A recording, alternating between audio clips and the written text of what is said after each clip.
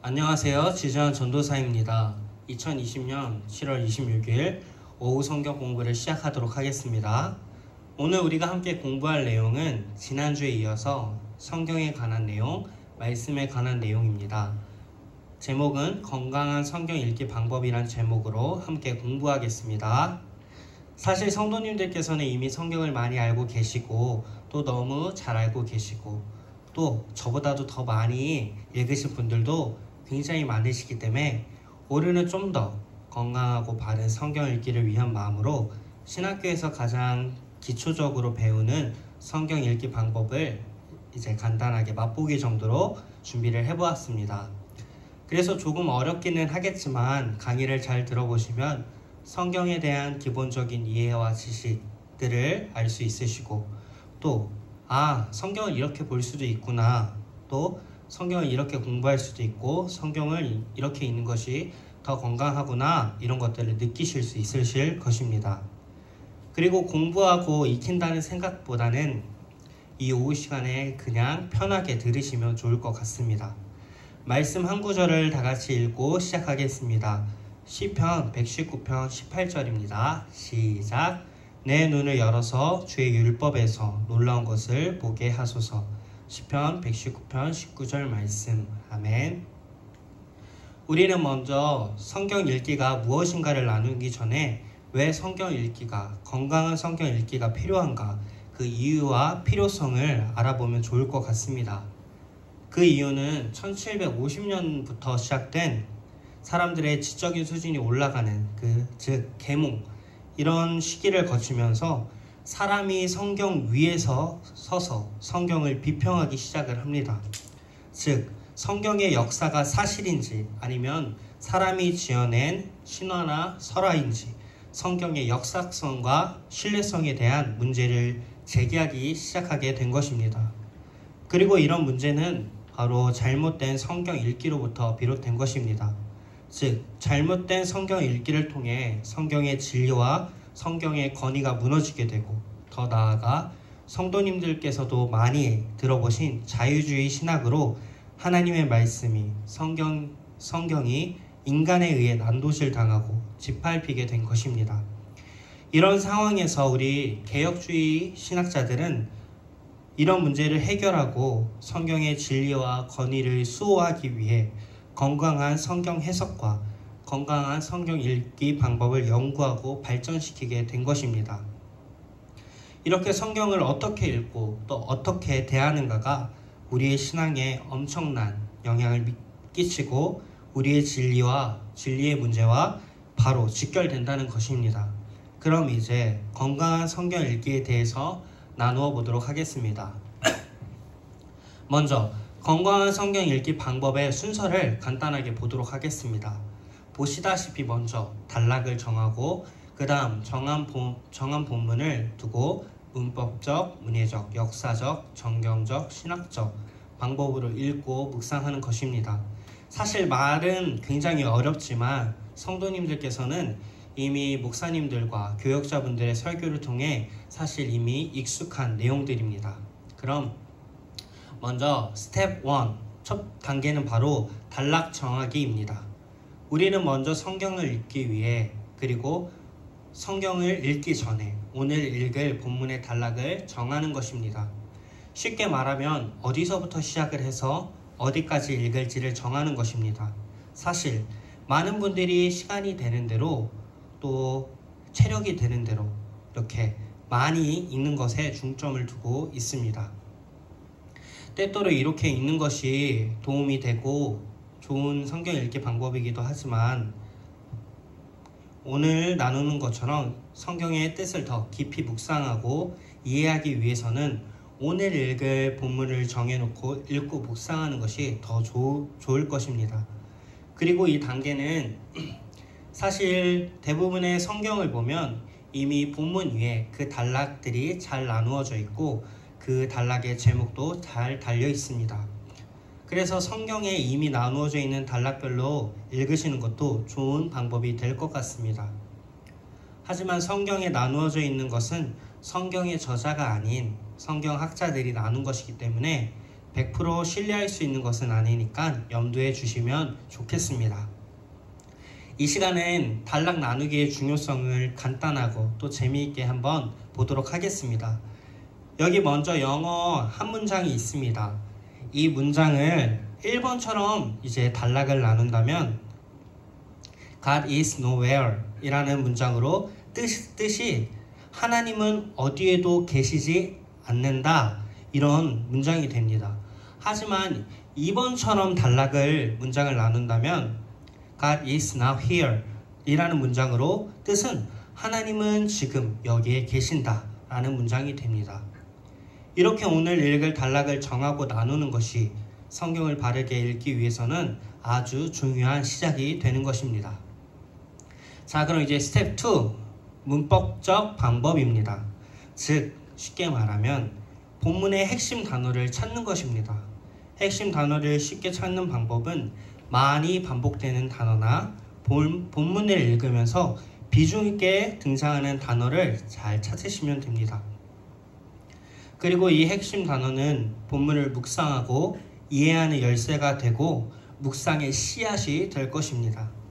이 방법을 성도님들께 간단하게 보여드리자면 사무엘하 7장 1절에서 17절을 읽어보시면 집이라는 단어가 한글로는 5번, 또 히브리어로는 무려 8번이나 등장을 합니다.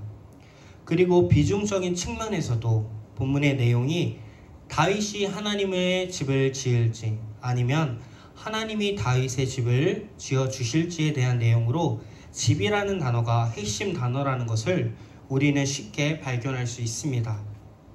그리고 본문에서 영원이라는 단어도 반복되며 나타납니다.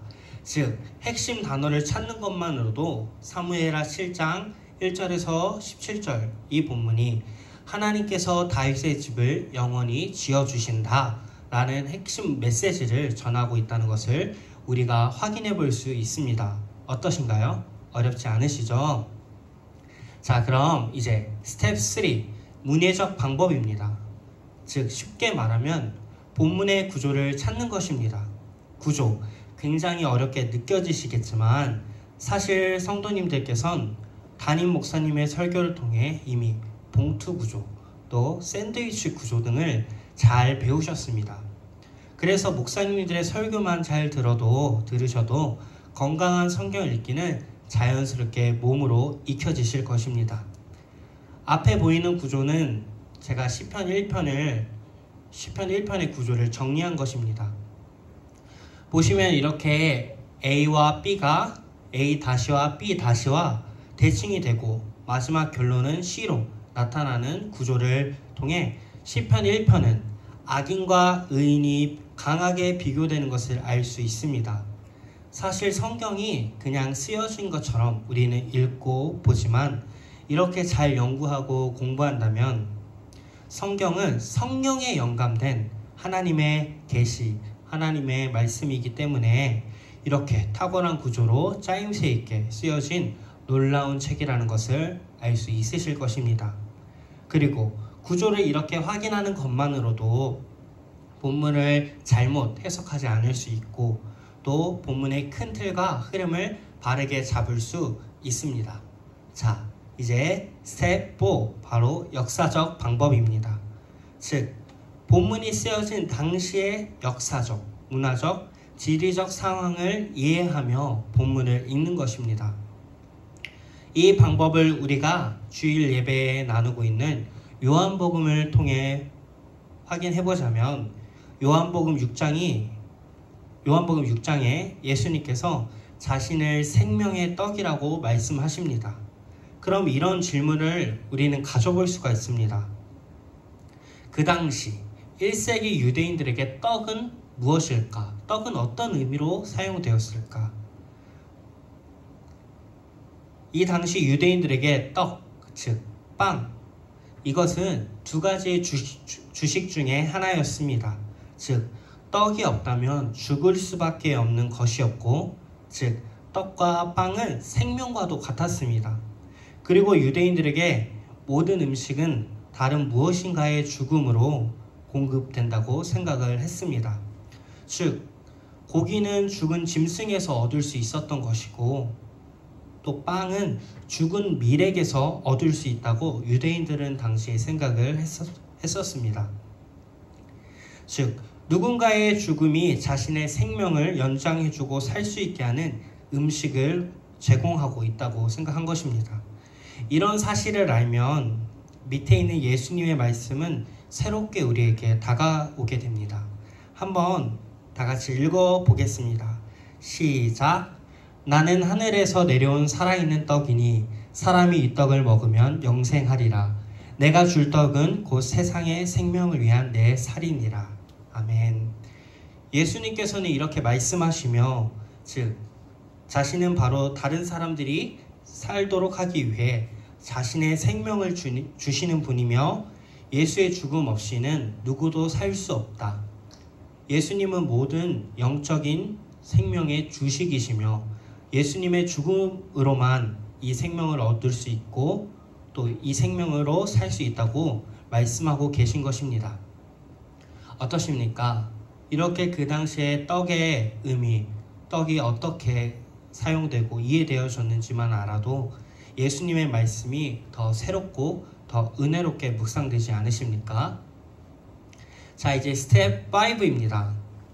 바로 정경적 방법입니다. 즉 오늘 읽은 본문을 신약과 구약에 연결하는 것입니다. 즉 성경, 구약부터 신약까지 전체의 성경의 빛 아래서 본문을 연결하고 묵상하는 것입니다. 아까 나누었던 사무엘하 7장, 즉 다윗 언약의 본문의 메시지는 바로 하나님이 지어주시는 영원한 다윗의 집, 즉 다윗의 영원한 왕조를 말하고 있습니다. 이것은 신약에서 연결해 본다면 누가복음 1장 32절과 연결할 수 있습니다. 주 하나님께서 그 조상 다윗의 왕위를 그에게 주시리니, 즉 본문을 신약과 연결한다면 다윗 언약을 통한 하나님의 약속의 말씀은 구약을 넘어 신약으로 흘러넘치고 연결이 되며 특히 누가복음 1장의 본문을 통해 다윗의 후손으로 오신 예수님의 나심을 통해 구약 사무엘하 7장의 말씀이 성취되고 있고 또 그것들을 우리는 성취됨을 볼 수 있습니다. 이렇게 읽은 본문을 신약과 구약에서 다시 연결해 보면 또 이렇게 해보면서 성경의 예언과 성취의 말씀을 깨닫고 하나님의 말씀을 바르게 읽을 수 있고 신구약이 하나님이 주신 하나의 책, 또 권위 있는 진리의 책이라는 것을 다시 한번 확인해 볼 수가 있습니다. 이제 마지막입니다. 스텝 6, 바로 신학적 방법입니다. 즉 오늘 읽은 본문을 바른 신학을 따라 점검하는 것입니다.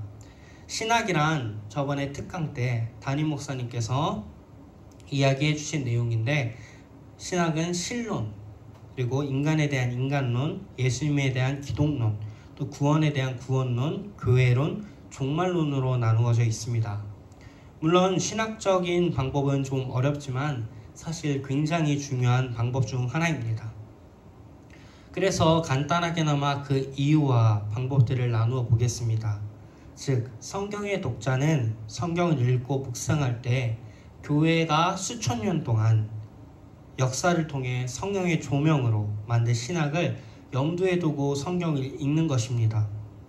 만약 이것이 잘못된다면 또 잘못 이루어진다면 이것이 바로 이단이고 이단이 생기게 되는 것이고 이단이 되는 것입니다.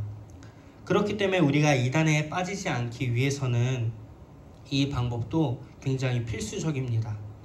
사랑하는 여러분, 이렇게 저희가 지금까지 건강한 성경 읽기 방법에 대해 알아보았습니다. 어떠셨습니까? 쉽지 않으시고 좀 어려운 부분도 있었죠? 하지만 또 어떤 생각이 오늘 시간을 통해 드시나요? 성경이 정말 놀라운 책이고 어렵지만 제대로만 읽는다면 은혜가 무한한, 은혜가 마르지 않는 넘치는 진리의 책이라는 생각이 드시나요?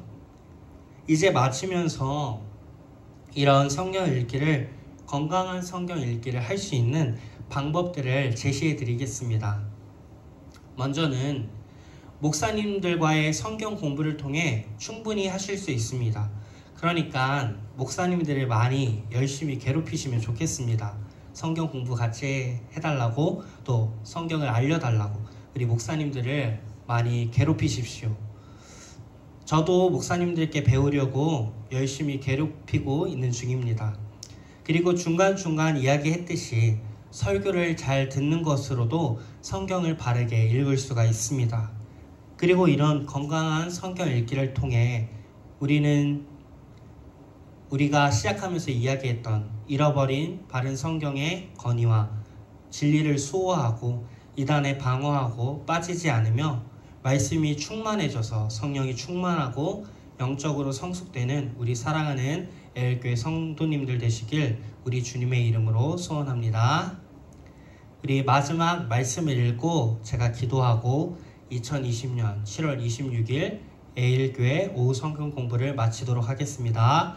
시작! 주의 말씀의 맛이 내게 어찌 그리 단지요 내 입에 꿀보다 더 다니이다. 시편 119편 103절 말씀. 아멘. 제가 기도하겠습니다. 하나님의 말씀이 어찌 이렇게 답니까? 또 내 입에 정말로 꿀과 같이 너무나도 맛있습니다. 하나님, 이 말씀의 은혜와 꿀같은 달콤함이 우리 성도님들의 성경 읽기 가운데, 우리 성도님의 말씀 묵상 가운데 복되게 하여 주시고 그 맛이 느껴지게 하나님의 성령께서 도와주시옵소서.